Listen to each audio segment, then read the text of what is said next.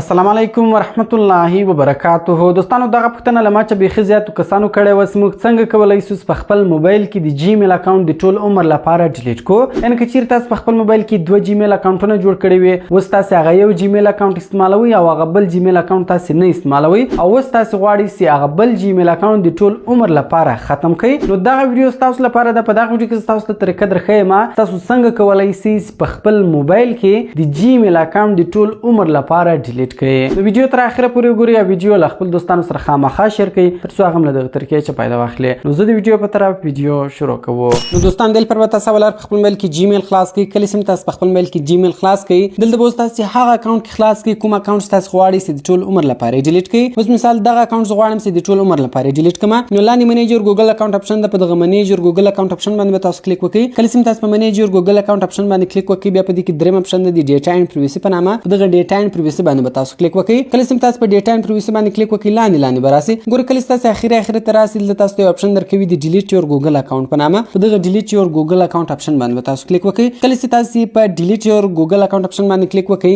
دلته له تاسو چې پاسورډ غواړئ، نو تاسو به د خپل جیمیل اکاونټ پاسورډ ورکړئ. نو ګور دوستان تاسو کتلی چې د خپل جیمیل اکاونټ پاسورډ ورکړئ، لاندې نیکسټ بټن د سمپل په دغه نیکسټ بټن باندې تاسو کلیک وکړئ. کله چې تاسو په نیکسټ بټن باندې کلیک وکړئ، دلته ګور تاسو ته وایي all this content will be deleted، وایي په دې کې چې دا څه کنټینټ دی دغه به ټول ډیلیټ شي. په دغه جیمیل کې تاسو کوم ایمیلونه ایښي یا په دغه جیمیل باندې یوټیوب چینل جوړ کړی وو یا می کنټیکټس کې ایښو، یعنی دغه ټول ډیټا به کې ډیلیټ شي. نو که چیرته تاسو غواړئ چې ډیلیټ کړئ، په دغه باندې به سې نشانونه ولګوئ، لاندې ډیلیټ اکاونټ اپشن ده، په دغه ډیلیټ اکاونټ اپشن باندې تاسو کلیک وکړئ. دغه اکاونټ په د ټول عمر لپاره ډیلیټ شي. نو دغه اکاونټ زه نه ډیلیټوم، ما صرف تاسو ته طریقه درښوله. نو کوم چیرې ویډیو خوښه شوې ویډیو در سره لایک کړئ، له خپل دوستانو سره خامخا شیر کړئ تر څو هغه هم له دغه طریقې څخه فایده واخلي. نو ملایکو نور ښایسته ویډیوګانو کې په دعاګانو کې مې یاد ساتئ. د خدای په امان.